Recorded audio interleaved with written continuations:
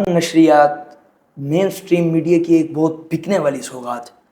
اس کی ابتدا کیسے ہوئی اور اس کا ویسے اصل میں مقصد کیا ہے؟ کیونکہ یہ رمضان ٹرانسمیشن میں یا جس طرح یہ عالموں کے جو شو ہوتے ہیں ان میں لڑوایا جاتا ہے، علماء لڑ پڑتے ہیں آپس میں، یہ سب کچھ پری پلانڈ ہوتا ہے یا اسی وقت ہی بس کریٹ ہو جاتا ہے کہ ایک ماحول بن جاتا ہے ایک دوسرے کے خلاف اتنی آخری حد تک چلے جاتے ہیں کہ اینکر جب میڈیا پہ بات کرتے ہیں وہ خود نہیں بات کر رہے ہوتے، پیچھے سے ڈوریں ہلائی جا رہی ہوتی؟ ظاہر ہے ایسا ہی ہے۔ ٹی وی چینلز کے ٹرانسمیشنز چلاتے ہیں، ان کا کنٹینٹ ہیڈ کرتے ہیں، تو ہم نے جو اب تک دیکھا کہ داڑھی اور ٹوپی والے کو میڈیا قبول نہیں کرتا، آپ کو کیسے قبول کر لیا؟ یہاں سے پی سی آر سے لوگ آپ کو بتا رہے ہوتے ہیں کہ اب سوال کیا ہوگا اور اب کس عالم سے بات ہوگی۔ ابتدا اس ذات کے نام جس کے قبضے میں میری جان، جو ہے رحیم و رحمان۔ ناظرین، آپ کو محمد الرشید کا سلام۔ آج میرے ساتھ ایک ایسی شخصیت موجود ہیں جو میسج ٹی وی پر اینکر بھی ہیں اور مین سٹریم میڈیا پر کئی ٹرانسمیشنز کے کنٹینٹ لکھتے ہیں اور ان کو چلاتے ہیں۔ بہت ہی باصلاحیت نوجوان ہیں اور ایک توانا اور مضبوط مذہبی آواز ہیں۔ میری مراد جناب عامر عثمانی صاحب۔ السلام علیکم ورحمۃ اللہ وبرکاتہ۔ وعلیکم السلام۔ بہت بہت شکریہ، آپ نے مجھے وقت دیا۔ پہلے تو یہ بتائیے کہ آپ نے تعلیم کتنی حاصل کی اور کیسے اس مقام تک آج پہنچے ہیں؟ بسم اللہ الرحمن الرحیم۔ سب سے پہلے شکریہ، ذرا نوازی، آپ تشریف لائے اور اس قابل سمجھا کہ کچھ گفتگو کریں۔ تعلیم کی اگر بات اپنے اعتبار سے میں کروں تو ظاہر ہے ایک پورا بیک گراؤنڈ چونکہ مذہبی ہے تو دینی تعلیم سے حفظ قرآن، پھر عالم دین بننا، وہ سب شروع ہوا۔ درس نظامی الحمدللہ پورا مکمل کیا، مگر ساتھ ساتھ شروع سے ہی ایک چیز تھی دماغ کے اندر، ایک فیلڈ اپنے لیے چونکہ منتخب میں کر چکا تھا۔ میں اگر بات کروں تو درجہ اولیٰ سے میں اپنے لیے فیلڈ منتخب کر چکا تھا کہ میں نے آگے جا کے کیا کرنا ہے۔ اسی وقت سے مطلب چھوٹی چھوٹی تحریریں لکھنا اور اپنے مافِ ضمیر کا اظہار کسی تحریر کی صورت میں کرنا، یہ میں نے شروع کر دیا۔ اسی لیے فیلڈ کا چونکہ انتخاب ہو چکا تھا کہ اب آگے جا کے کیا کرنا۔ پھر میرا رابعہ کا سال تھا، جامعہ رشید میں تعلیم حاصل کر رہا تھا، اس کے ساتھ میں نے یونیورسٹی جوائن کر لی باقاعدہ طور پر، اور یونیورسٹی میں میرا ٹاپک ماس کمیونیکیشن یعنی ماس میڈیا، جو یہ آپ ایک علمی بیک گراؤنڈ رکھتے ہیں اور پھر میڈیا، یہ دو ذرا متضاد چیزیں نہیں ہوگی؟ ظاہر ہیں، لیکن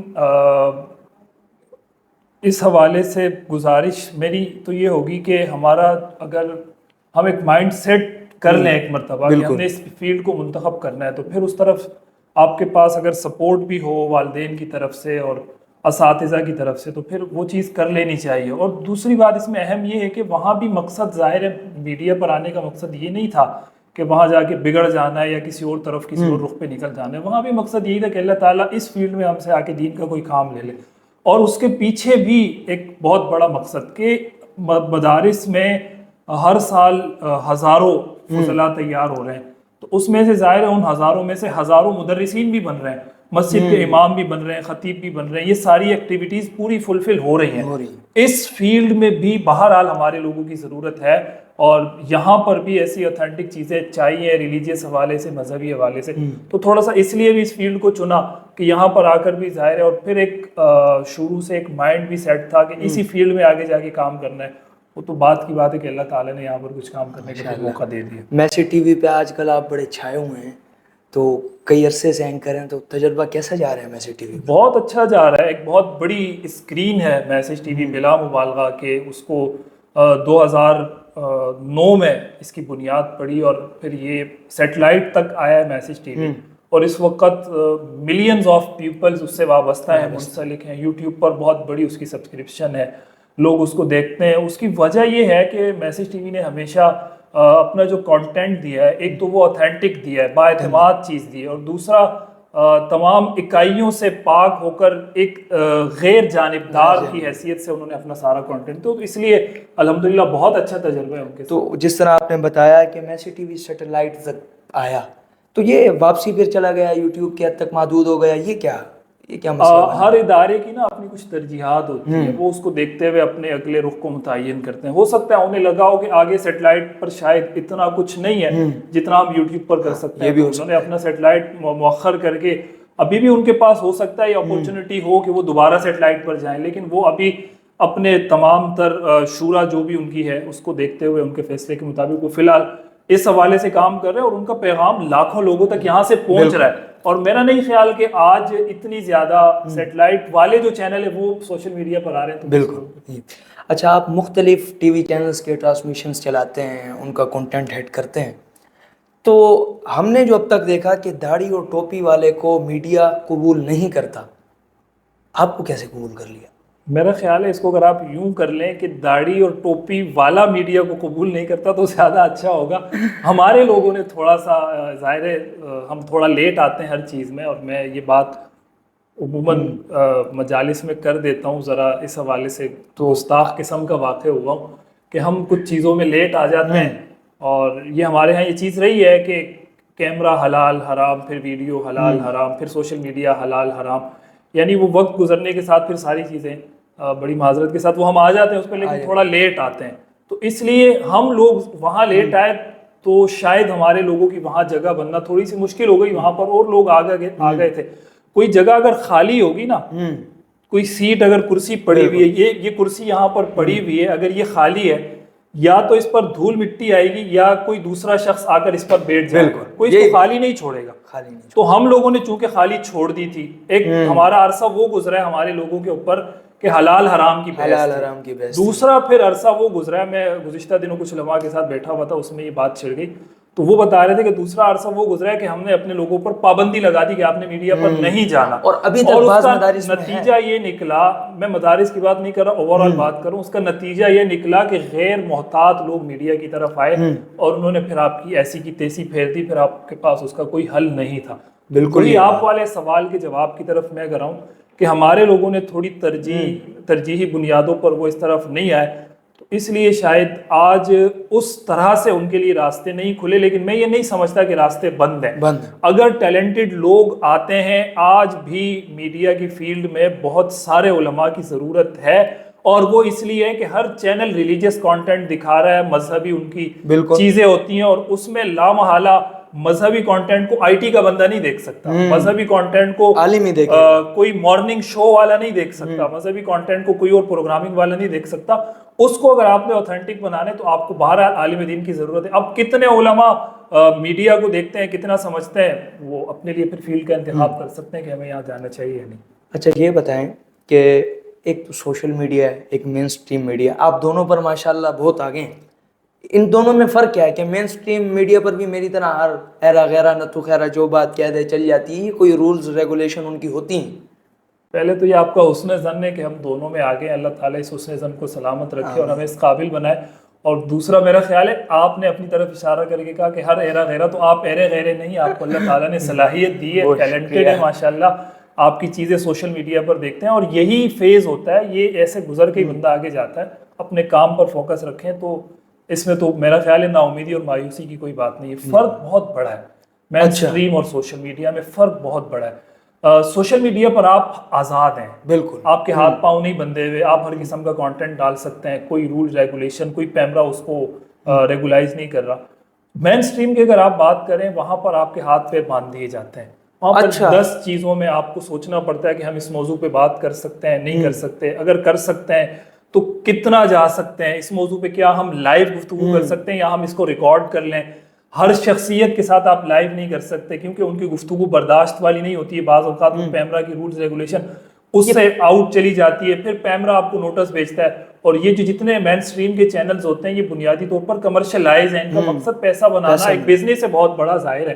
تو وہ جو مالک ہوتا ہے وہ ان چیزوں پر کبھی بھی کمپرومائز نہیں کرتا کہ میں کسی حساس موضوع پر لائیو بات کروا لوں یا کوئی اس طرح کی چیز. تو اس کے لیے پورے ظاہر ہے وہ سینسر ڈپارٹمنٹس بنے ہوئے ہوتے ہیں، کون سی چیز لائیو جانی چاہیے، کون سی چیز ریکارڈ ہو کر جائے گی، کون سا کانٹینٹ چلے گا، کون سا کانٹینٹ جو ہے نا وہ پیمرا کی رولز ریگولیشنز کے خلاف ہے.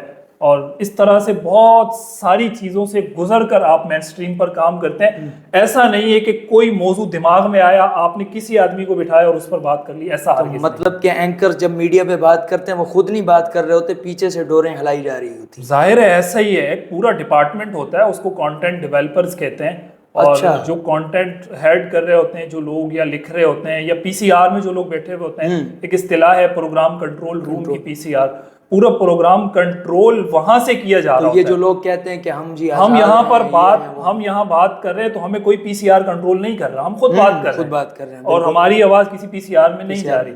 لیکن آپ جب مین اسٹریم کے کسی چینل پر کسی اسٹوڈیو میں جا کر بات کر رہے ہوں گے تو آپ بیٹھے اسٹوڈیو میں ہوں گے، لیکن آپ کی ایک ایک آواز کو وہاں پر سنا جا رہا ہوتا ہے. اچھا، وہ آپ بریک پر ہوں، وہ آپ لائیو ہوں، وہ آپ ریکارڈ پر ہوں، کسی بھی صورت میں ہوں، اور وہاں سے پی سی آر سے لوگ آپ کو بتا رہے ہوتے ہیں کہ اب سوال کیا ہوگا اور اب کس عالم سے بات ہوگی. ظاہر ان سب چیزوں کو اس لیے بھی کرنا پڑتا ہے کہ ان پیمرا پالیسیز پر عمل کرتے ہوئے چلا جا سکے، اور خدا نخواستہ کوئی ایسی بات نہ ہو. نیشنل ٹیلی ویژن ہے نا پیمرا، ظاہر ہے پیمرا کے نیچے جو ادارے آ رہے ہیں، جو ٹی وی نیٹ ورکس آ رہے ہیں، وہ نیشنل ٹیلی ویژن کہلا رہے ہیں کہ وہ اس کو ملکی سطح پر ایک لائسنس دیا گیا ہے.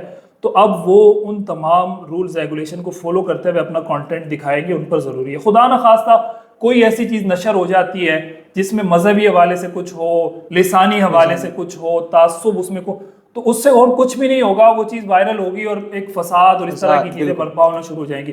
تو یہ رولز ریگولیشنز لگانے کا مقصد یہی ہوتا ہے کہ اس کو لوگ زیادہ دیکھ رہے ہیں، بڑی سطح پر دیکھ رہے ہیں اور آواز دور تک جا رہی ہے، تو جتنا اس کو محدود سے محدود کیا جائے اور حساسیت اس کی بڑھا دی جائے تو اس کا فائدہ ہی ہوتا ہے. ویسے پیمرا ہے کیا، کہ یہ کب نوٹس بھیجتا ہے؟ پیمرا ایک ادارہ ہے اس ملک کے اندر، حکومت کا. ہاں، وہ ان تمام ٹی وی چینلز کو لائسنس جاری کرنا، جو مین اسٹریم کے جو ہمارے چینلز ہوتے ہیں، لائسنس پیمرا جاری کرتا ہے، ان کو رولز ریگولیشنز پیمرا بتاتا ہے، حساسیت پیمرا بتاتا ہے کہ آپ نے کس موضوع پر بات کرنی ہے، کس پر نہیں کرنی، کون سے مذہبی ایشوز ایسے ہیں جس پر آپ کھل کے بات کر سکتے ہیں، کون سی شخصیات ہیں جن کو آپ پروگرام میں بٹھا سکتے ہیں، کون سی شخصیات ہیں جو مین اسٹریم کی اسکرین پر بین کر دی جاتی ہیں. آپ نے دیکھا ہوگا گزشتہ دنوں پیمرا کی طرف سے نوٹس آیا تو عمران خان صاحب کو بین کر دیا گیا کہ اب وہ اسکرین پر نہیں آ سکتے. اس سے پہلے کئی اس طرح کے لوگوں کو بین کیا گیا، میں نام نہیں لوں گا، بہت سارے لوگوں پر پابندیاں لگی ہیں ہر حکومت میں اپنے وقت میں. اسی طرح مذہبی شخصیات میں علماء کرام پر پابندیاں لگتی ہیں کہ فلاں عالم نہیں بیٹھ سکتا، یہ نہیں بیٹھ سکتا، ان لوگوں کو آپ نہیں بٹھا سکتے. تو اس پر عمل کرنا ہر چینل کی ذمہ داری ہوتی ہے کیونکہ وہ اس رول ریگولیشن کو فالو کر رہے ہیں. تو پیمرا وہی اتھارٹی جاری کرنے والا ایک بہت بڑا ادارہ ہے. تو مطلب کہ اس کا مطلب پاکستان میں آزادی اظہار رائے مین اسٹریم میڈیا پر نہیں ہے؟ نہیں، آزادی اظہار رائے مین اسٹریم میڈیا پر آپ کہہ سکتے ہیں کہ اس وقت نہیں ہے، لیکن یہ نہیں کہہ سکتے کہ پیمرا کی وجہ سے نہیں. پیمرا کی وجہ سے؟ ہاں، پیمرا ہر ملک کے اندر ایک پیمرا ہوتا ہے جو اپنے اس طرح کے جتنے بھی ادارے ہوتے ہیں وہ ان کو اتھارٹی جاری کرنا، ان کو بات بتانا، ان کو حساسیت بتانا، یہ ان کی ذمہ داری ہوتی ہے اور یہ ضروری ہے. وہ اور ڈیبیٹ ہے، ہم اس طرف میں اب نہیں جانا چاہ رہا کہ آزادی اظہار رائے صحافت میں اس وقت کتنی ہے کتنی نہیں ہے، اس ڈیبیٹ پہ کسی اور وقت. اچھا، یہ اینکرز جب شو چلا رہے ہوتے ہیں تو ان کے کان میں ایئر بڈس ٹائپ کچھ چیز ہوتی ہے، یہ کس لیے ہوتی ہے؟ اس کو ہماری مین اسٹریم کی اصطلاح میں آئی ایف بی کہتے ہیں. اور وہ آئی ایف بی اینکر کے کان میں لگی ہوئی ہوتی ہے، وہ کنیکٹڈ ہوتی ہے پی سی آر سے، پروگرام کنٹرول روم سے، اور پی سی آر سے اس میں انسٹرکشنز آ رہی ہوتی ہیں کہ آپ نے اب اس عالم سے سوال کرنا ہے، ابھی آپ نے بریک لینی ہے، ابھی آپ نے فلاں برانڈنگ کے حوالے سے بات کرنی ہے، ابھی یہ فلاں مارکیٹنگ آ رہی ہے. تو یہ ساری چیزیں جو ہے نا وہاں پر پی سی آر سے اینکر اور پی سی آر کا جو رابطہ ہے وہ اس آئی ایف بی کے ذریعے ہو رہا ہوتا ہے. ظاہر ہے آپ آ جا نہیں سکتے نا کیمرے کے سامنے، وہ پروفیشنلزم کے تقاضے ہیں، تو اس لیے وہ اس کے ذریعے کنیکٹڈ ہوتے ہیں آپس میں، بات ان کو بتائی جا رہی ہوتی ہے انسٹرکشن سے. رمضان نشریات مین اسٹریم میڈیا کی ایک بہت بکنے والی سوغات، اس کی ابتدا کیسے ہوئی اور اس کا ویسے اصل میں مقصد کیا ہے؟ کیونکہ آپ تو بہت سارے ماشاءاللہ رمضان نشریات کئی چینلوں کی چلاتے ہیں، تو اس لیے میں آپ سے سوال کروں اس کا مقصد کیا ہے اور اس کی ابتدا کیسے ہوئی؟ یہ لفظ بہت اچھا ہے کہ بکنے والی سوغات ہے، اور واقعی کچھ منجن ایسے ہوتے ہیں جو بہت تیزی سے بکتے ہیں. تو مین اسٹریم کی ایک بہت بکنے والی چیز، دیکھی جانے والی چیز، وہ رمضان نشریات ہے. آغاز کب ہوا؟ مرحوم ڈاکٹر عامر لیاقت، اللہ تعالیٰ ان کو غریق رحمت کرے. بنیادی طور پر میرا خیال ہے کہ اس تھیم، اس پیٹرن پر رمضان نشریات کا آغاز کرنے والی شخصیت ڈاکٹر عامر لیاقت مرحوم کی تھی. انہوں نے اس کا آغاز کیا، پھر اس کو پذیرائی ملی، پھر اللہ نے ان کو صلاحیت، ٹیلنٹ، ساری چیزیں دی تھی. وہ ہر فن مولا تھے، بات کرتے تھے ریلیجیس کانٹینٹ پہ. ان کو مین اسٹریم کی اگر بات کریں تو ریلیجیس کانٹینٹ کو مین اسٹریم پر لانے والا بھی میرا خیال ہے ڈاکٹر عامر لیاقت تھا، جب اس نے عالم آن لائن سے شروع کیا. اس کے بعد سے مذہبی کانٹینٹ دیکھا جانے لگا اور لوگوں نے اس کو سنا. تو بنیادی طور پہ رمضان نشریات کے بانیان میں ڈاکٹر عامر لیاقت شامل ہیں. آگے آئیں تو پھر مختلف ٹی وی چینلز نے شروع کیا, پھر دیکھا جانے لگا, پھر لوگوں نے ان کے پیٹرن کو فالو کرنا شروع کیا. تو اس وقت اگر میں کہوں کہ پورے سال میں تمام جتنے ہمارے مین اسٹریم کے چینلز ہیں وہ سب سے زیادہ بزنس اگر کماتے ہیں تو وہ رمضان نشریات سے کماتے ہیں. میرا خیال ہے یہ مبالغہ نہیں ہوگا, کیونکہ اس وقت وہ ان کی ٹرانسمیشن نشریات دیکھی جا رہی ہوتی ہیں, اس میں بڑے بڑے اسپانسرز آتے ہیں. وہ اسپانسر جو آپ کو پورا سال نہیں ملتے وہ رمضان میں آپ کے پاس آتے ہیں اور وہ کہتے ہیں, آپ نے دیکھا ہوگا باہر لگی ہوئی ہوتی ہے, موٹر سائیکل بھی دی جا رہی ہے, عمرے کا ٹکٹ دیا جا رہا ہے, گاڑی دی جا رہی ہے, تو فلاں کی طرف سے یہ اسپانسر, فلاں کی طرف سے یہ گھر دیے جا رہے ہوتے ہیں.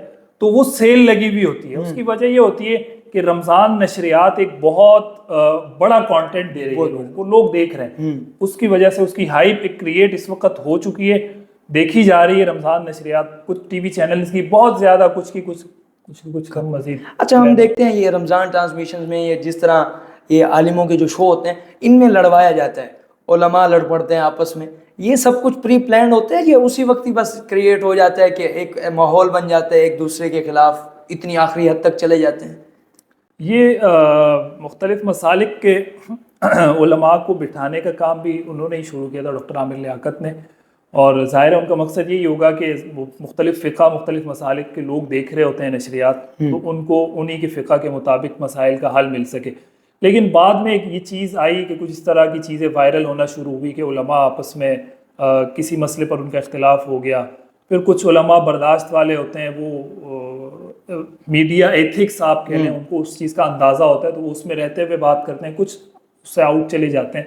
تو یہ بہرحال چیزیں ہوتی ہیں. میں یہ نہیں کہہ سکتا کہ اس میں ہر پروگرام پلانٹڈ ہوتا ہے, اور یہ بھی نہیں کہہ سکتا کہ کوئی پروگرام پلانٹڈ نہیں ہوتا.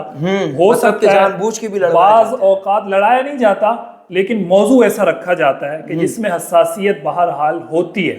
اور میں نے آپ کو پہلے بتایا کہ یہ چینل سارے کمرشل ہیں, ان کا مقصد بزنس کمانا ہے, اور بزنس تب اچھا آئے گا جب ریٹنگ اچھی آئے گی, اور ریٹنگ تب اچھی آئے گی جب آپ کو اس طرح کا موضوع چھیڑیں گے. اس سوسائٹی میں پازیٹیوٹی اور مثبت چیزوں کو دیکھنے والا معذرت کے ساتھ کوئی بھی نہیں ہے. بالکل سوشل میڈیا پر جو لوگ کام کر رہے ہیں, میں مفتی طارق مسعود صاحب کا نام لوں گا, ان کا درس قرآن آپ اٹھا کر دیکھ لیں, اس پر شاید اتنے ویورز نہ ہو جتنے ان کے فنی ویڈیوز پر ویورز آپ کو ملیں گے. تو یہ ہماری سوسائٹی کا ایک رجحان ہے, ہمارے لوگ وہ چیز دیکھنا چاہتے ہیں, تو اس لیے پھر میڈیا بھی ان کو وہی دکھاتا ہے, پسند بھی وہی چیز کرتے ہیں اور پھر غلط بھی اسی چیز کو کہتے ہیں. یہ کھلا رجحان ہے. بہرحال کیا کیا جا سکتا ہے اس کو, یہ ویورشپ کوئی اور نہیں دیکھتا. تابش ہاشمی کو شو کو ویورشپ کون دے رہا ہے؟ ہم لوگ دے رہے ہیں نا, کوئی اور تو نہیں دے رہا. ہم دیکھتے ہیں اس کو, ایک دن میں ملین ویوز مل جاتے ہیں, تو وہ خود تو نہیں ملین ویو دے رہا, اس کو لوگ دیکھ رہے ہیں تو ملین ویو, پھر ہم ہی کہتے ہیں کہ یار وہ فوج گوئی کر رہا ہے. تو ہمیں یا تو اپنے رویوں پر سوچنا چاہیے کہ ہم ایسا کیوں کر رہے ہیں, اس کے بعد ہمیں اس حوالے سے بات کرنی چاہیے. بال اس طرح کی بہت ساری چیزیں ہیں. ویسے مین اسٹریم میڈیا پر آنے کے لیے کتنے پاپڑ بیلنے پڑتے ہیں؟ کیونکہ ہم دیکھتے ہیں جو آپ کی طرح ماس کمیونیکیشن میں لوگ آتے ہیں, آپ تو ماشاءاللہ بہت آگے تک چلے گئے, وہ بیچارے اکثر ہی دھکے کھاتے ہیں. تو اب دیکھیں یہ ڈیپینڈنٹ ہوتا ہے اس بات کے اوپر, میرا خیال ہے تجربہ زیادہ میٹر کرتا ہے بجائے ڈگریز کے. آج کے زمانے میں اگر آپ کے پاس کسی کام کا تجربہ ہے تو ممکن ہے کہ آپ کو بغیر ڈگری کے بھی کوئی لے لے, اور اگر تجربہ نہیں ہے تو ہو سکتا ہے ڈگری کے ساتھ بھی آپ کو نہ لیا جائے. تو اس چیز کی اہمیت بہت زیادہ ہے. پاپڑ کتنے بیلنے پڑتے ہیں؟ میرا خیال ہے پاپڑ ہر فیلڈ میں آپ کو بیلنے پڑتے ہیں. یہ تو ہے. ہمارے لوگوں کا ایک بہت بڑا مسئلہ یہ, رات کو ہم پودا لگاتے ہیں, صبح اٹھ کے اس کو ناپ رہے ہوتے ہیں کتنا بڑا ہوگا. تھوڑا سا وقت ہے, اس پودے کو پانی دیں, سال 1.5 سال 2 سال 3 سال. ہم نے بھی دھکے کھائے ہیں, ایسا نہیں. آج بھی ظاہر ہے اگر 2 لوگ میڈیا کی فیلڈ میں جانتے ہیں یا کسی چینل میں جاتے ہیں تو 2 لوگ عزت کرتے ہیں. اس کی وجہ اس پوری فیلڈ میں والدین کی دعائیں, اساتذہ کی دعائیں, وہ محنت, وہ ساری چیزیں اپنی جگہ پر, لیکن وقت دیا ہے بہرحال فیلڈ کو. تو اگر کسی نے آنا ہے اور وہ چاہ رہا ہے کہ ہمیں پہلے دن سے ہی آ کر جو ہے نا, تو یہ تھوڑا سا مشکل ہوگا.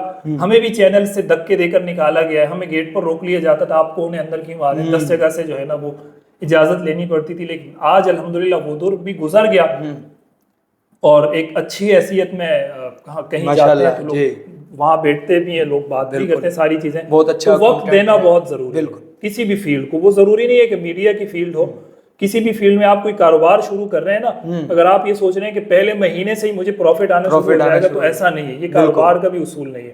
تو کسی فیلڈ کو اگر آپ وقت دیں گے, خون دیں گے, پسینہ دیں گے, تو اللہ تعالیٰ قرآن میں ہے نا کہ جو اپنی محنت کرتے ہیں تو اللہ اس کے لیے بھی 10 راستے کھولتا بھی ہے. اچھا یہ بتائیں کہ آپ نے 2 تعلیمیں مینیج کیسے کی؟ ورنہ ہمارے ہاں تو یا تو اجازت نہیں ملتی یا تو بندہ مینیج کر نہیں سکتا. ایک طرف ماس کمیونیکیشن، ایک طرف دونوں پڑھائیاں ہی مشکل تھی. کس طرح مینیج کی؟ اور مشکل تو بہرحال تھی کہ ایک طرف درس نظامی تھا پورا، دوسری طرف یونیورسٹی میں بھی ایک بہت مشکل سبجیکٹ کا میں نے انتخاب کیا تھا.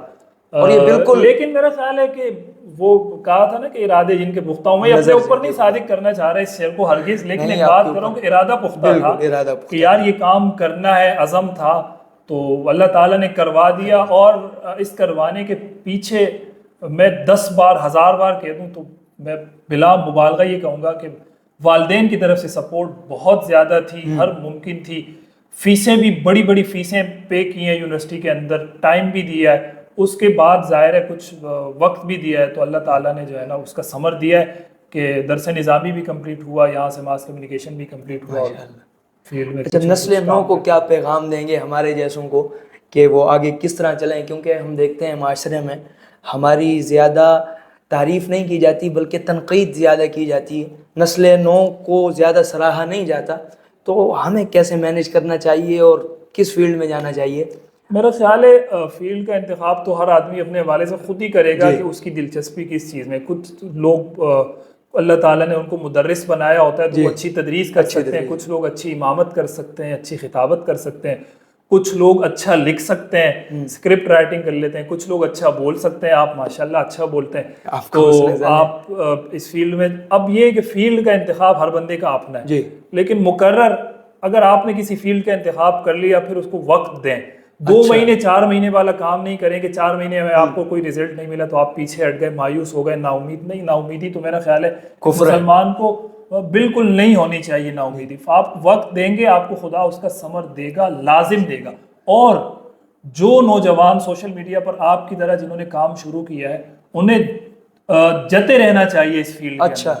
لوگ آئیں گے، بات کریں گے، 10 لوگ منفی بات کریں گے، کوئی ایک آدمی پازیٹیو کرے گا تو اس منفی باتوں کو آپ نے ایک کان سے سن کے دوسرے سے نکال دینا ہے، اس کو فارغ کر دینا ہے. جو آدمی مثبت بات کرے گا اس کے ساتھ بیٹھ کر آپ نے سیکھنا ہے اس سے کہ یار آپ نے وقت دیا، آپ کا تجربہ ہے، مجھے بھی بتائیں کہ کیا کیا جا سکتا ہے. جتے رہنا ہے، کام کرنا ہے. چھکا لگے گا، ایک مرتبہ لگے گا، آپ کا سارا کیا کرایا پورا ہو جائے گا.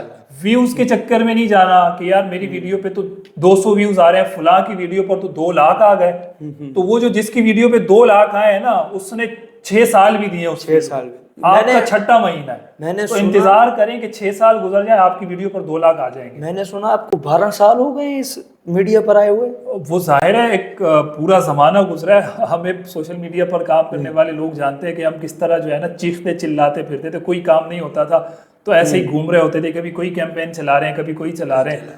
تو اس سے نقصان نہیں ہوا، الحمدللہ کچھ نہ کچھ سیکھ کے آگے بڑھے. اور میچورٹی وقت کے ساتھ آتی ہے، بالکل وقت بدلا، انداز بدلا، پھر کام کا طریقہ بدلا، پھر اللہ تعالیٰ نے مین اسٹریم پر موقع دیا. لیکن لگے رہے، کچھ نہ کچھ کرتے رہے. ہم نے کہا ادھر کچھ ڈالو، ادھر کچھ اپلوڈ کرو. کبھی پیج بنایا، کبھی آئی ڈی سے شیئر کیا، کبھی یوٹیوب چینل بنایا. پیج بھی بند ہوئے، آئی ڈی بھی گئی، یہ بھی ہوا وہ بھی ہوا. لوگوں نے کہا ابھی وقت ضائع کر رہے ہو، کسی نے کہا اچھا کام کر رہے ہو. ہمیں شوق تھا، لگن تھی، بس لگے ہوئے تھے. آج بھی الحمدللہ اسی فیلڈ میں تو الحمدللہ خوش بھی ہیں، والدین بھی خوش ہیں اور اللہ تعالیٰ نے اس فیلڈ میں موقع دیا ہے کام کرنے کا. بس یہی تمنا بھی ہے، دعا بھی ہے کہ اللہ تعالیٰ جہاں رکھے دین کا کوئی کام لے لے اور اللہ تعالیٰ اپنے والدین کے لیے نیک نامی کا ذریعہ بنائے، اپنے دین کے لیے نیک نامی کا ذریعہ بنائے، بدنامی کا ذریعہ نہ بنائے. جس دن یہ سوچ ہمارے اندر پیدا ہو کہ خدا نہ خواستہ ہماری وجہ سے ہمارے والدین، ہمارے مسلک، ہمارے دین کو، ہمارے علماء کو کوئی نقصان پہنچ رہے تو اس سے پہلے اللہ تعالیٰ اس فیلڈ سے ہمیں واپس کر دے. ناظرین، جس طرح آپ نے ان کا بہت ہی مفید انٹرویو دیکھا تو مجھے تو ان کا انٹرویو سننے کے بعد ایک ہی بات ذہن میں آ رہی ہے کہ ستاروں سے آگے جہاں اور بھی ہے، ابھی عشق کے امتحان اور بھی ہے. تو ہمیشہ لوگوں کو ہمیں محنت کرنی چاہیے اور ہمیشہ آگے سے آگے بڑھنے کی لگن ہونی چاہیے.